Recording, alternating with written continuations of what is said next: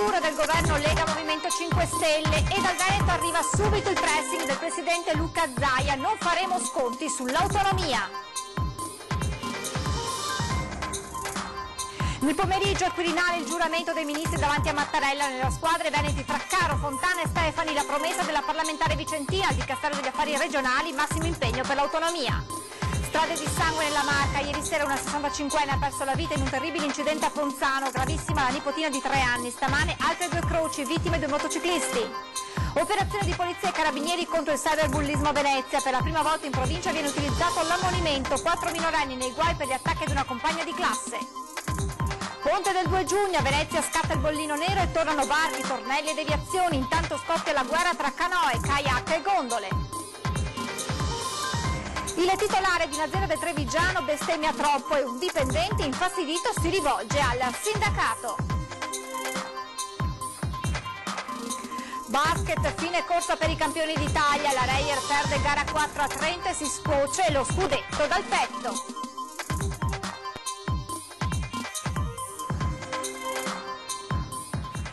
Buonasera e ben ritrovati con l'edizione del Veneto dei nostri telegiornali. In primo piano la politica nazionale che si incrocia con quella regionale, perché è stato il giorno del giuramento per il nuovo governo Lega Movimento 5 Stelle, con la presenza nella squadra del Premier Conte di ben 3 ministri veneti. E proprio nel giorno dell'avvio ufficiale del nuovo esecutivo il messaggio del governatore del Veneto Luca Zaia. Ovvio che in testa a tutto c'è l'autonomia, quasi 2 milioni e mezzo di veneti sono andati a votare per l'autonomia, i presupposti ora ci sono tutti, ci sono 2 partiti, Lega e Movimento 5 Stelle, che hanno sostenuto il referendum e quindi è bene che oggi si porti a casa l'autonomia. E adesso non ci sono più ostacoli, non ci sono più scuse, l'autonomia a tutti i costi, senza sconti. Il messaggio del governatore del Veneto è per chi nel pomeriggio a Roma ha giurato davanti a Mattarella. C'è un governo, il governo giallo-verde, Salvini e Di Maio, hanno garantito che quel percorso iniziato con il plebiscito del referendum del 22 ottobre troverà la sua strada finale, perché se preintesa c'è già, ora il traguardo deve essere visibile. Direi che è una garanzia per noi veneti, avere una veneta che io conosco bene, che si occuperà di essere poi l'interlocutore del governo con il Presidente della Regione del Veneto, anche perché la Costituzione dice che ci vuole l'intesa tra il governo e la Regione. Erika Stefani, il ministro Stefani, si occuperà dell'intesa. Se le battaglie interne basate sui sondaggi verranno anteposte al bene del popolo, finirà male, continua Zaia. Rimando al mittente, peraltro, le accuse della scorsa settimana di una Lega che avrebbe fatto finta di voler governare. La realtà è che oggi abbiamo chiuso la partita di governo, si nominano i ministri e una parte importante del nostro movimento, compreso il segretario, entra nella compagine di governo. E c'è una missione da compiere. Ma si dice dalle statistiche che è la gestazione, o meglio il travaglio, più lungo della storia. Però speriamo che questo sia anche un investimento, si sia fatto un investimento in questi 88 giorni per far sì che poi si abbia un bel governo e che ci sia un'azione amministrativa che portiamo a casa. Non è stata irrilevante la partita dell'autonomia, penso che sia stato un grande spartiacque e lo sarà per noi in positivo e in negativo, perché se non la si fa è ovvio che qualcuno verrà poi a chiedere conto di questo. E adesso vediamo le immagini di questa giornata romana con il giuramento del governo Conte e dei suoi ministri, tra cui, lo ricordiamo appunto, 3 veneti. Giuro di essere fedele alla Repubblica, di osservare lealmente la Costituzione e le leggi e di esercitare le mie funzioni nell'interesse esclusivo della nazione. Con la cerimonia del giuramento alla vigilia della festa della Repubblica è nato il governo Conte. Il primo a giurare fedeltà alla Costituzione davanti al capo dello Stato è stato il Presidente del Consiglio. Seguono i 2 vice premier, Matteo Salvini, Ministro dell'Interno, e Luigi Di Maio, Ministro del Lavoro e Sviluppo, e poi il resto della squadra di governo con i 3 ministri veneti, il trevigiano d'origine trentino d'adozione Riccardo Fraccaro, 37 anni, pentastellato, nuovo ministro ai rapporti con il Parlamento, e poi i 2 leghisti, Erika Stefani, 46 anni, di Valdagno, reggerà il Dicastero agli affari regionali, in taglier di raso blu, è l'unica delle 5 donne dell'esecutivo giallo-verde ad indossare la gonna. Poi tocca a Lorenzo Fontana, 38 anni, veronese, già eurodeputato e vice sindaco di Verona, ministro alla famiglia e disabilità. Giuro di essere fedele alla Repubblica, di osservarne lealmente la Costituzione e le leggi? Sicuramente quello di Erika Stefani, il Ministero che dopo il referendum per l'autonomia del 22 ottobre scorso sta particolarmente a cuore al Veneto, e stamane su Antenna 3 alla Voce del Mattino la prima uscita da ministro della parlamentare vicentina. Qual è l'impegno che si sente, dipende dal messaggio che si sente a dire ai nostri telespettatori e che ci ascoltano in Veneto. Ora, io ovviamente metterò assolutamente tutto il mio impegno, perché mi concentrerò in particolare sulla questione dell'autonomia, trattandosi di un argomento principe che sarà trattato dal Ministero. Ovviamente poi ci saranno tutti gli altri rapporti con le altre regioni. Tutto l'impegno, so che con me c'è una squadra che è formata da tutti i colleghi parlamentari veneti, dal segretario nazionale, il presidente della Liga, con il governatore, e quindi io come Veneto ho una grandissima squadra alle spalle, abbiamo un grande peso di responsabilità, la posta è alta e ci sono anche moltissime richieste, pretese da parte dei cittadini, perché legittimamente chiedono delle risposte. E sul nuovo governo sentiamo l'editoriale del nostro direttore Luigi Bacialli. I ministri hanno finalmente giurato e quindi è finito questo psicodramma che è durato quasi 90 giorni. C'è un governo targato 5 Stelle Lega, Di Maio e Salvini adesso hanno le leve nelle loro mani, Salvini al Viminale, quindi potrà intervenire direttamente sulla sicurezza e sul controllo dei flussi dei migranti, e Di Maio potrà realizzare il reddito di cittadinanza, occuparsi dello sviluppo economico e del lavoro, e vedremo se dalle parole, dopo tante parole, forse anche troppe, si passerà ai fatti. Il Veneto ha davanti una prospettiva straordinaria, che è quella di vedere finalmente realizzata l'autonomia. Ci fosse stato un altro governo sarebbe stato tutto molto difficile, ma con questo governo del cambiamento in teoria il percorso dovrebbe essere molto più semplice. Al Ministero degli Affari Regionali e delle Autonomie c'è la vicentina Erika Stefani, che è molto determinata, ha già detto che lavorerà intensamente per raggiungere questo obiettivo, e l'altra speranza che abbiamo è che finalmente vengano firmati questi decreti attuativi per il fondo che rimborserà una parte almeno delle migliaia di risparmiatori truffati dalle banche, dalle ex banche popolari del Veneto, la Bipop Vicenza e Veneto Banca. È ora che finalmente si possa dare conforto a queste persone, a queste famiglie che più delle volte sono finite sul lastrico. E poi i più bisognosi, un altro ministro, Lorenzo Fontana, alla famiglia e ai disabili.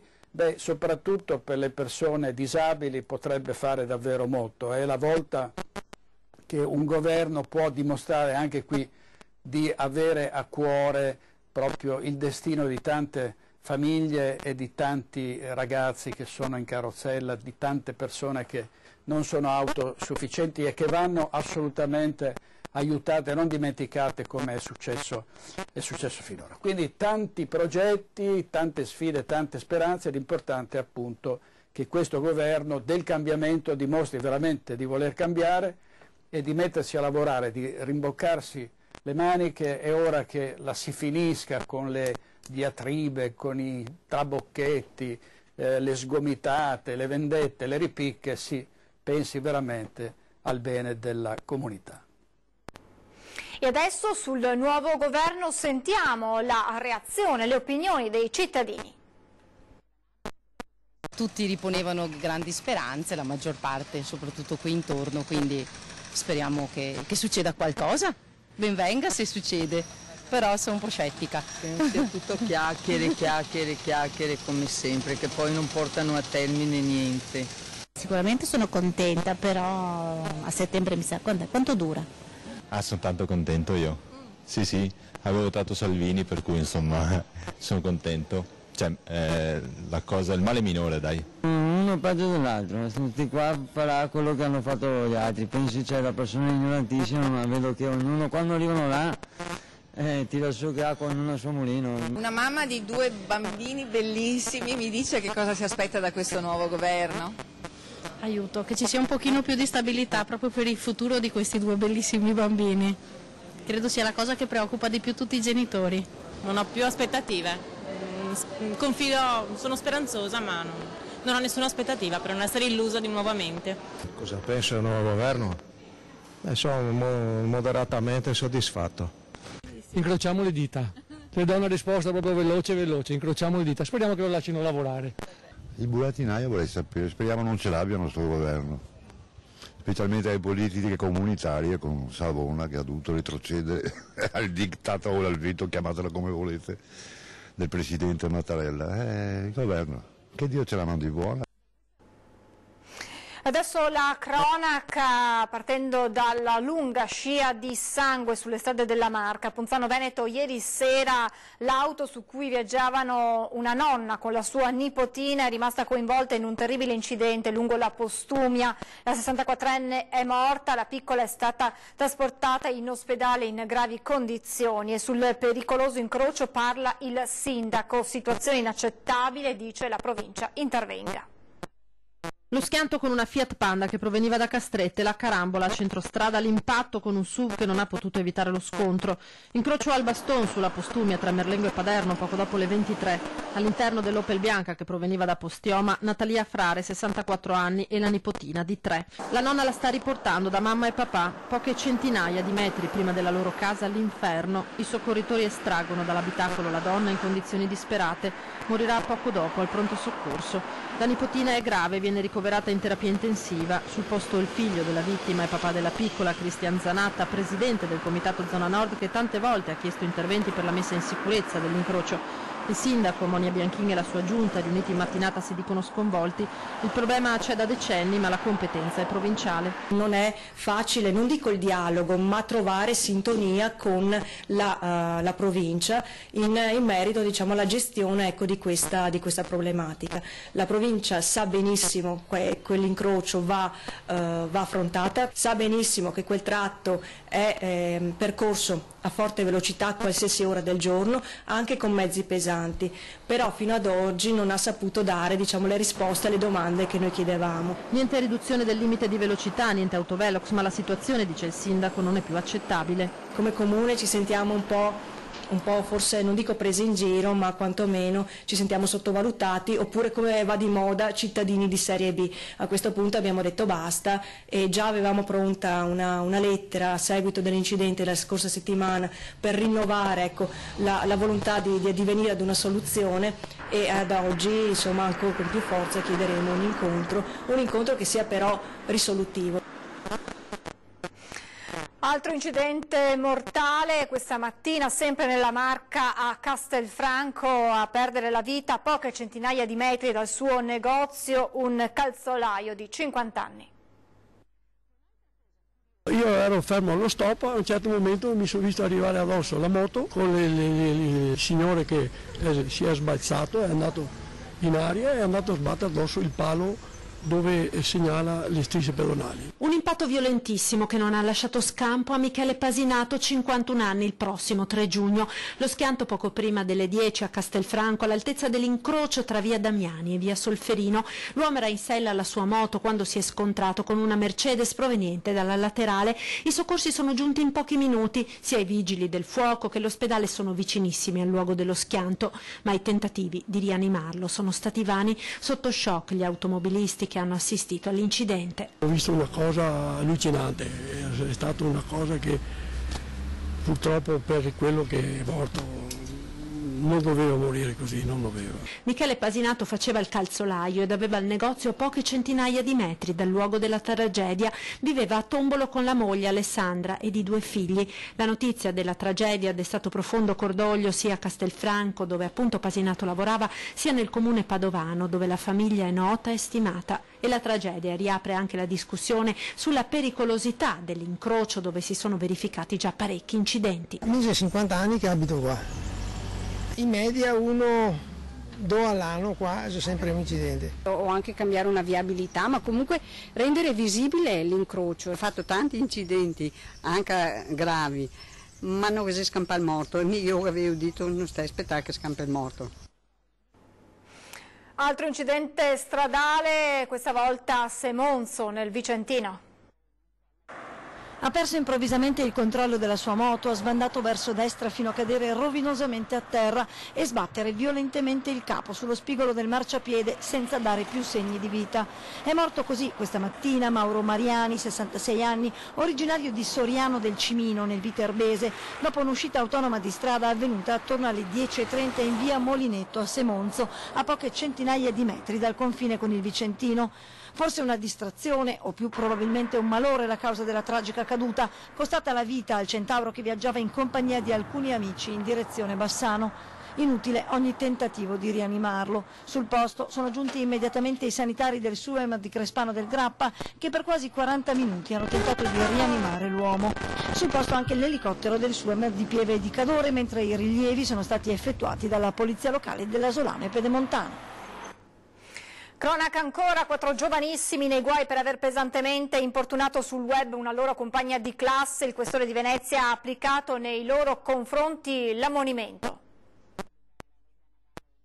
4 ragazzini sono finiti nei guai per aver insultato, diffamato e minacciato una loro compagna di classe in una chat di gruppo di WhatsApp. Il fatto è accaduto in un istituto superiore del centro storico di Venezia e la ragazzina, rea per i compagni di avere spifferato al vicepreside situazioni di disordine in classe, è stata accompagnata dai carabinieri proprio dal preside e dai genitori a conoscenza della nuova legge che persegue i reati legati al cyberbullismo commessi da minori. Siamo riusciti ad affrontare in pochissimi giorni questa situazione, questo grazie appunto anche a un rapporto di collaborazione e sinergia che c'è stato dal primo momento con l'istituto scolastico che appena ha preso il fatto sono venuti da noi per esporci il problema e per cercare la soluzione più rapida e tempestiva possibile. Ieri ai ragazzini 14 e 15 anni la polizia ha notificato la misura dell'ammonimento, provvedimento del questore che mette l'interessato nella condizione di modificare il proprio comportamento.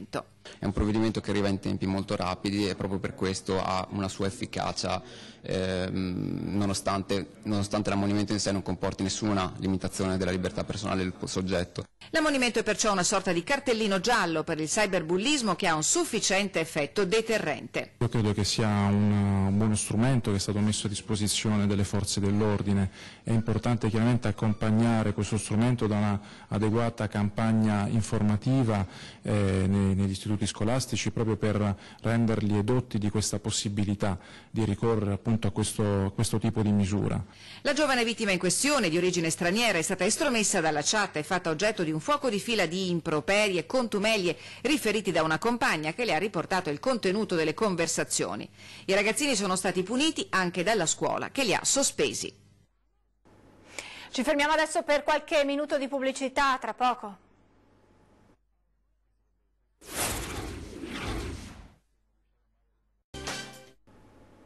Di nuovo in diretta andiamo a Venezia perché è entrata in vigore l'ordinanza firmata nelle scorse ore dal sindaco Brugnaro per fronteggiare l'afflusso straordinario di turisti previsto per domani e domenica per il ponte del 2 giugno. Insieme ai varchi rispuntano le polemiche.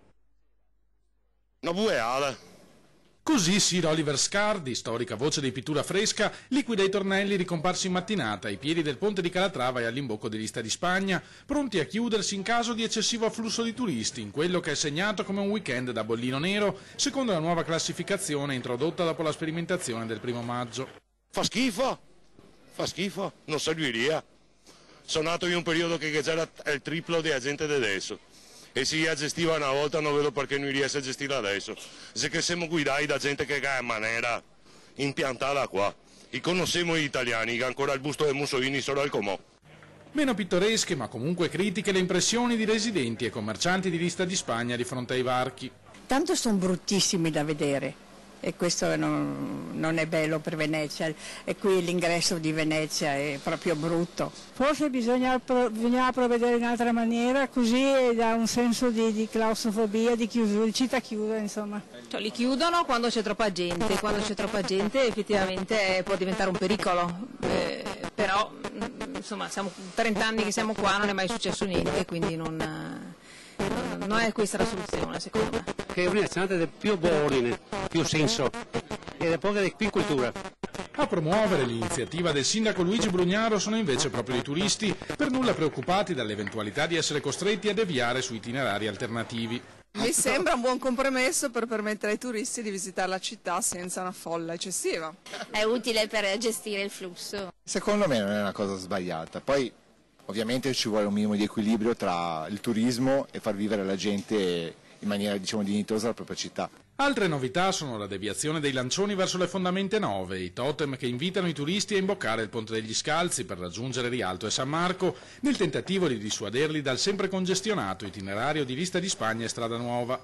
Un'iniziativa gradita in particolare dai commercianti di San Polo e Dorsoduro, che lamentavano la diminuzione dei passaggi fin dai tempi dell'apertura del Ponte di Calatrava. Sarebbe illogico pensare di chiudere una città così bella e così aperta. Dobbiamo renderla vivibile. Prima di tutto per i residenti, quelli che ci lavorano, ma anche per le persone che vogliono venire a visitarla, con devono avere la massima tranquillità e la massima garanzia di sicurezza, soprattutto pensando ai bambini, alle persone magari che hanno scarsa mobilità, eccetera. Per cui cerchiamo in tutti i modi, deviando dei flussi, di non rendere inagibili certe aree o troppo affollate, insomma, tutto qua. E adesso la vicenda di un lavoratore trevigiano che ha chiesto l'intervento della CGIL. Sentite perché.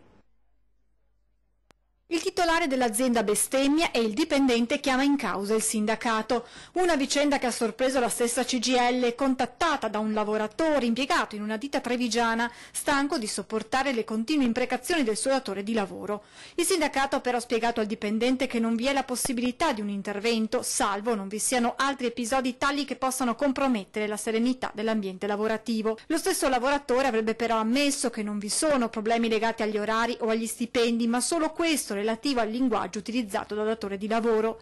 Il sindacato dunque in casi come questi può solo mediare perché la giurisprudenza sindacale non si pronuncia in modo chiaro.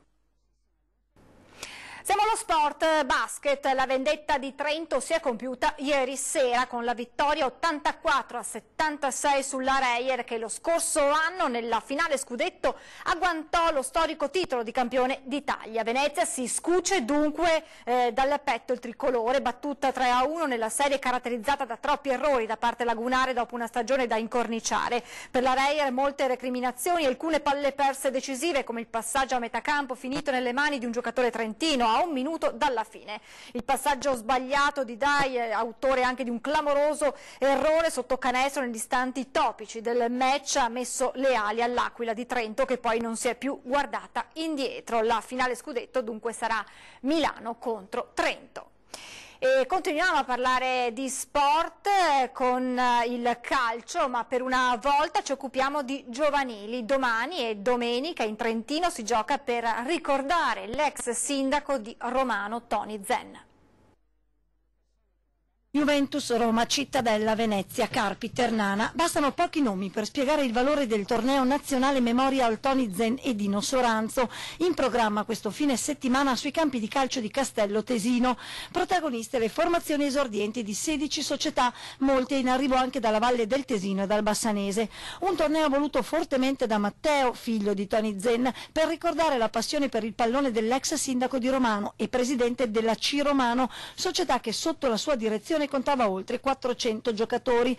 Un torneo che grazie alla collaborazione con il Cittadella Calcio ricorda anche Dino Soranzo, per 10 anni massaggiatore delle formazioni Granata. Domani alle 8:30 la cerimonia di apertura, poi via con le sfide in campo. In serata la sfilata da Piazza Mercato di Pieve con la presentazione di tutte le squadre in gara e domenica dalle 9 semifinali e finali per l'assegnazione del Memorial.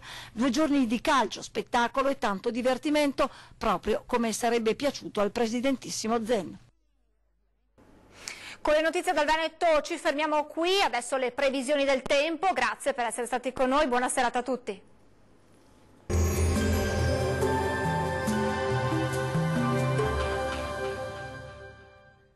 Ben ritrovati al meteo. Festa della Repubblica in compagnia del bel tempo sulle nostre regioni. Vediamo il dettaglio di sabato 2 giugno. Sul Veneto sarà buono al mattino con ampio soleggiamento. Dal pomeriggio aumenteranno le nubi anche con qualche temporale associato, specie sui rilievi del Bellunese. In genere asciutto ovunque altrove. Temperature minime tra 16 e 19 gradi. valori massimi compresi invece tra 24 e 29 gradi circa. Non cambia di molto la previsione sul Friuli Venezia Giulia. Per tutto l'arco della giornata sarà bel tempo, con ampio soleggiamento su tutti i settori.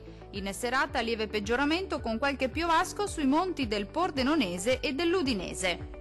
Le temperature minime saranno comprese tra 17 e 20 gradi, le massime invece oscilleranno tra i 26 e i 28 gradi circa. Diamo uno sguardo infine al Trentino Alto Adige. Situazione del tutto simile, sarà infatti buono al mattino, poi nelle ore pomeridiane si accenderà l'instabilità con rovesci e temporali sparsi ma piuttosto frequenti. Migliorerà ovunque entro la serata.